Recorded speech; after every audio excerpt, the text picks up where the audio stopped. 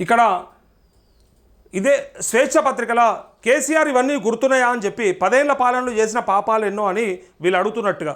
అంటే ఇచ్చిన హామీలు అమలు చేయక బీఆర్ఎస్ ఓటమి, అటకెక్కిన డబుల్ బెడ్రూమ్, దళిత బంధు, బీసీలకు 1,00,000 సాయం, మైనార్టీలకు 1,00,000, గొర్రెల పంపిణీల వైఫల్యం, కాళేశ్వరం ఫెయిల్, రుణమాఫీలో జాప్యం, మిషన్ కాకతీయ, భగీరథలో గోల్మాల్, ప్రజాగ్రహంతో ప్రతిపక్షానికి పరిమితం అంటూ ఇంకా బుద్ధి రాకపోతే ఎట్లా అని కాంగ్రెస్ శ్రేణులు విమర్శలు చేస్తున్నారు అన్నట్టుగా ఇక్కడ వార్తలు ఉన్నాయి. సో వీళ్ళు ఏమంటారంటే, మిస్టర్ కేసీఆర్ డేట్ ఫిక్స్ చేయి, అసెంబ్లీ సమావేశాలు నిర్వహిద్దాం, 10 ఏళ్ల పాలన 15 ఏళ్ల అభివృద్ధిపై చర్చిద్దామని పొంగులేటంటే నియంత మాటలని చెప్పి సీతక్క అడ్డగోలు ఆరోపణలు తగదు, కుటుంబంలో చీలికల వల్లే కేసీఆర్ అసహనం అంటూ జనం రాకపోతే మేమేం చేస్తామని పొన్నం ప్రభాకర్ అంటా ఉన్నాడు. అమరవీరులకు కనీసం నివాళులు అర్పించారా?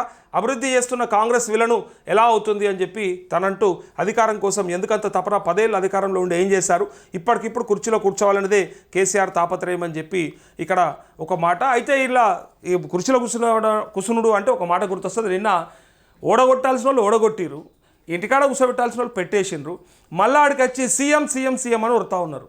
దాన్ని చాలా సీరియస్గా తీసుకోండు కేసీఆర్. నిజంగా చాలా అసహనంగా అనిపించింది. అరే మళ్ళీ తలకాయ ఖరాబ్ అయింది అరబై అని చెప్పి తిట్టిండు డైరెక్ట్గా. ఇలా మళ్ళీ సీఎం సీఎం అని మొత్తుకుంటారు.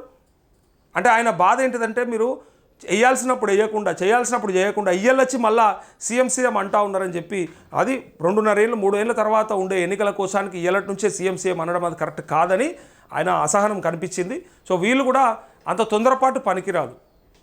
వాళ్ళు అంటే ఇప్పుడే అయిపోయినట్టుగా అవుతున్నట్టుగా కేసీఆరే చెప్తుండే ఇంకా 3.5 ఏళ్ళ పరిపాలన ఉన్నది, మేమేం డిస్టర్బ్ చేయం, పాలకు పాలు నీళ్ళకు నీళ్ళు తేటతెల్లం అయిపోవాలి, ఎవరేం చేస్తారు అనేది క్లారిటీ వచ్చేయాలి, 10 ఏళ్ళ మేము ఎట్లా పరిపాలించినాం, 5 ఏళ్ళు వీరెట్లా పరిపాలించారని తెలవాలి, మేము ఈ ప్రభుత్వాన్ని కూలగొట్టము, కులదోయము, మాకు అక్కర కూడా లేదు, ప్రజలే మమ్మల్ని వెతుక్కొని వస్తారని చెప్పాడు. అందుకే వాళ్ళ మీద చాలా సీరియస్ అయ్యండి నిన్న కేసీఆర్.